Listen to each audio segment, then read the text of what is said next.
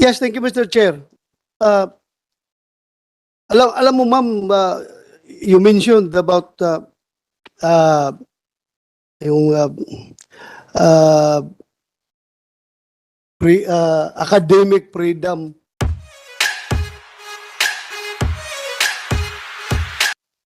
Alam mo ba na yung academic freedom na yan, that is the most abused phrase na ginagamit. Kaya yung ating mga kabataan napunta na, naging NPA na yung mga kabataan natin. At may mga tao at may mga estudyante tayo nangamatay dahil palagi nating in-invoke yung academic freedom at kinalimutan natin yung locus parentis. Ma'am, ganito na lang po.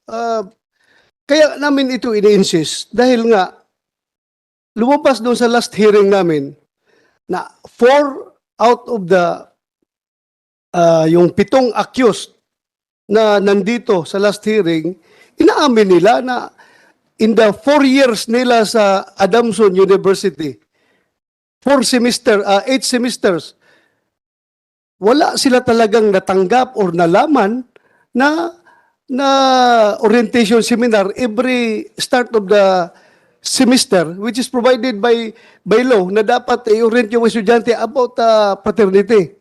Wala po silang natanggap na orientation seminar at hindi sila nasabihan na eskwela kung gaano kasama, gaano kabigat yung Anti-Hazing Act of 2018 natin. Kaya sila, matapang pa rin sila na ginagawa nila yung hazing. So, kahit na anong insistent na sinasabi ng student affairs ng Adamson, si Mr. Nabalaska, ako, walang personalan ito based on facts lang tayo na lumabas doon sa hearing natin.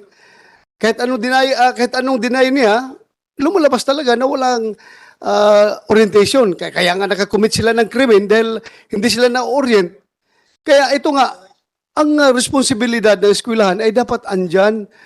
Gabayan natin yung mga estudyante natin. Dahil mga bata ito, after na-commit nila yung crime, lumabas yung pagka-inosente nila, ang mga bata. Kawawa, saka pa sa nagsisi, tapos na. Pero kung ito'y na-brief nyo ng husto, na-orient nyo ng husto, na kapag kayo'y nag-engage in hazing, mabigat ang parusa sa hazing, sigurado maghunos dili itong mga bata na ito na mang-haze ng kanilang mga ka-fraternity, yung papasok sa fraternity nila. So yun lang po, kasi ang hirap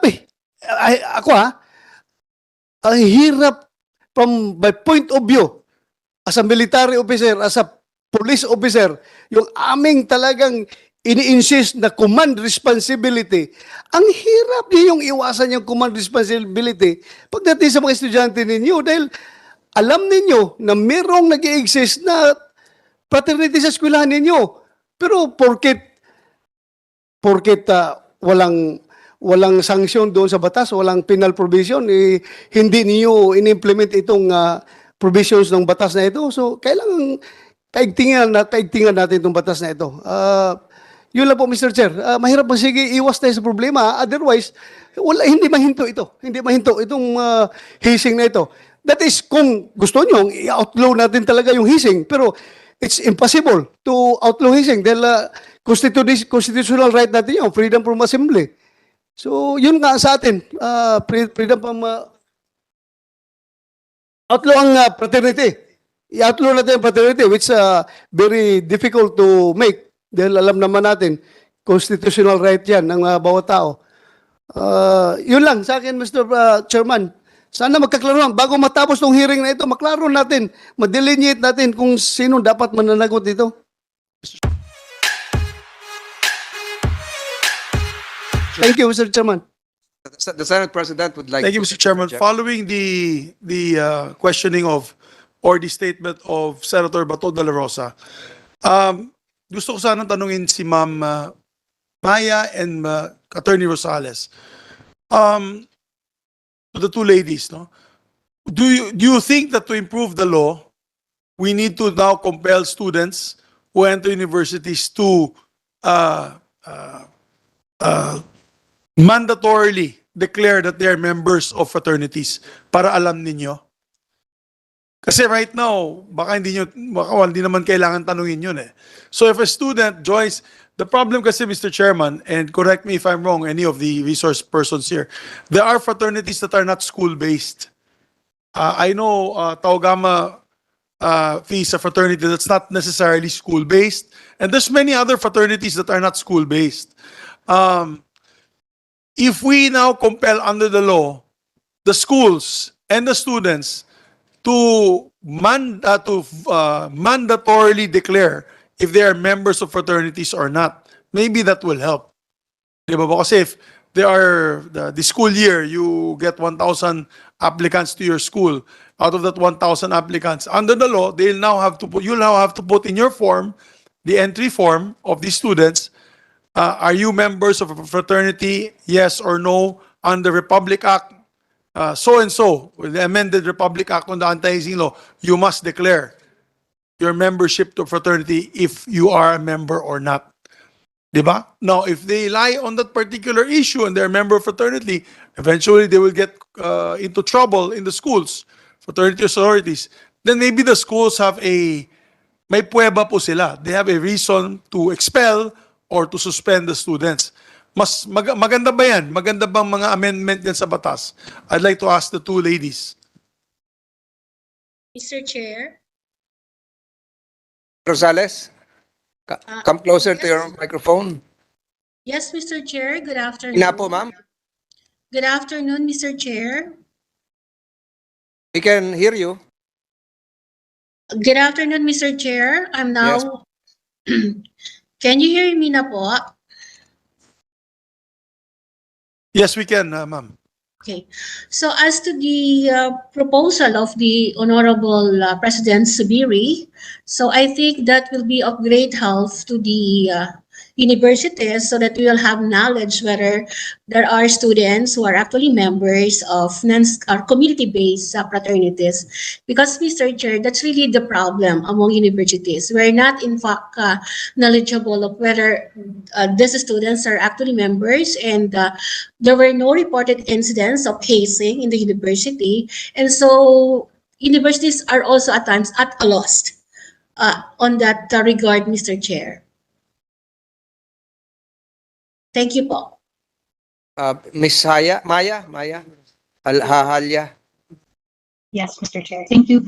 I agree with the pronouncements of the PASOK representative, Mr. Chair, because in our understanding with the case of Matthew Sagilig, Tau Gamma Phi is technically a community-based fraternity and not a school-based fraternity because they're not sanctioned to use the name of Adamson University, not sanctioned to use the logo of Adamson University. It's just that because they are banned, they know that fraternities and sororities are not allowed or not recognized by university. It's a matter of geographical logistics lang po, na because they are all students, but this is not a school-based fraternity, so they gathered or they organized among themselves, and the recommendation of Senator Subiri is helpful because then the schools, our member schools who do not recognize school-based fraternities, can know who are members of community-based fraternities. Because again, Mr. Chair, we emphasize that hindi naman po lahat ng aming member schools do not recognize fraternities. There are those who do, Thank you. especially recognize them. Yes. Thank you. We note the statements coming from Miss Maya and Attorney Rosales, but you should also note the context of these proceedings. Nabasa ko po lahat yon. Ito mapapatunayan ng mga pulis. Nabasa ko po lahat yung mga screenshots na mga sa group chat nila. Alam mo po ang sabi nung isa, basta tayo sa Lunes pagpasok sa school, normal lang tayo, wala nang iimik. Pagkatapos nilang ilibing si Matthew. Ibig sabihin, nire-respeto pa rin nila yung babalikan nilang eskwelahan kahit galing sila sa community-based group. Basta pagpasok natin sa Lunes, wala nang iimik, normal lang kayo. Ganun po yung mga statements doon sa hawak na ebidensya ng ating kapulisan. So, thank you for your statements. Senator Estrada would like to interject.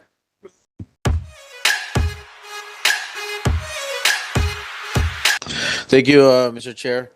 First of all, good afternoon to our Senate President and my colleagues here in the Senate. First and foremost, I would like to extend my sincerest and deepest sympathies to the family of John Matthew Salilig. Nakikisa ako sa pamilya ni John Matthew sa paghahanap ng katarungan sa kanyang senseless and gruesome death. No one deserves to die from a brutal death. Another young man had died from hazing. John Matthew was hoping to have a brotherhood that would protect and help him. Instead, these so-called brothers were the ones who paddled, punched, slapped, and caused him a lot of pain that resulted to his death. The fraternity involved is Tau Gamma Phi. It is one of the largest fraternities in the Philippines. It is also known as Triskelion Grand Fraternity. Ironically, its motto is a Triskelion firmly believes in the power of reason and not in the use of force as reason. They believe in not using force, but their fraternity holds the highest number of recorded hazing deaths among all fraternities. We could no longer bring back the life of John Matthew. I fervently hope that this tragedy would be the stimulus needed to achieve a genuine reform in the anti-hazing law and in the policies of academic institutions that would lead to the abolition of hazing. We should not allow the death of John Matthew to be in vain. The perpetrators should be punished and be dealt with accordingly. May I ask, Mr. Chair, if there is any representative from Tau Gamma Phi present today?